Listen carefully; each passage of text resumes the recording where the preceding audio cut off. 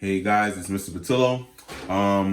We're starting a factoring unit, and I just want to show you a different way to foil as well.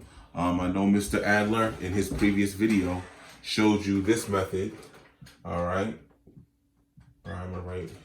Make sure you guys can see it. Okay, foil. So we had this equation. I believe it was x plus 3. Maybe x plus 1. I think it was something similar to that. And as he explained to you in the previous video, you would multiply the first terms of each, okay, of each term. So that would give me x squared. Then we would do the outside terms, which would be the x and the 1. So this would be a plus 1x. Then we would do the inner terms, which would be here, which would be plus 3x.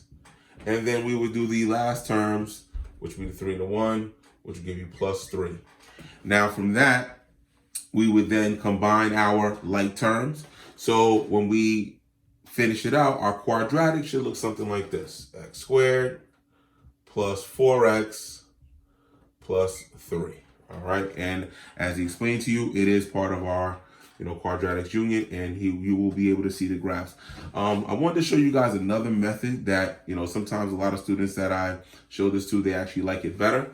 All right, so I'm just gonna erase this for a minute. All right, and this is the box method.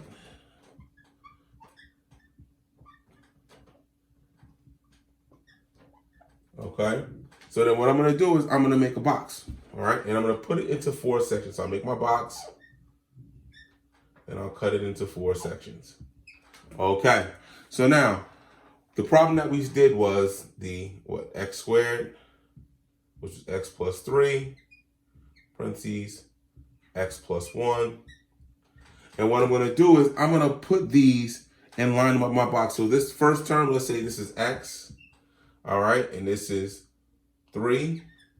And we can put this, we wanna put the signs there too, all right, and then I have x, and then plus 1, all right?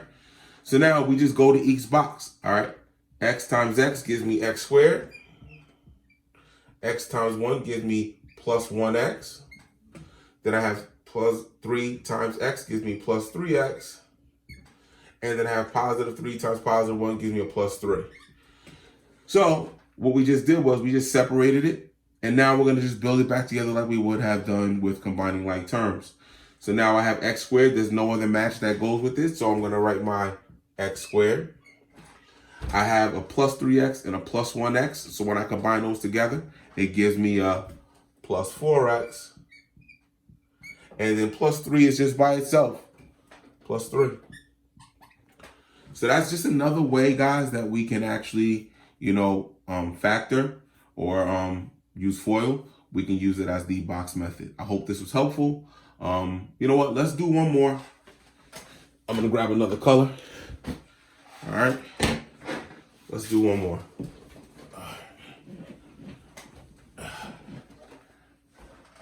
All right. Let's say if I had, let's say x minus 6, parentheses, and I had, let's say x plus 7. All right. So I'm going to create my box. And then create 4 sections of that box. All right. So now I'm going to plug it in. Here we go. I have x. And put my negative 6 on the bottom here. Then I have my x here and a positive 7. So we start with the first box. X times x gives me x squared. Then we have negative 6 times x gives me negative 6x. Then I have x times positive 7 will give me positive 7x. And then a negative 6 times a positive 7 will give me a negative 42. All right. So now that I have everything in my box, it's all about building it and putting it back together now. It's like a puzzle. So we start with our highest exponent, which is x squared.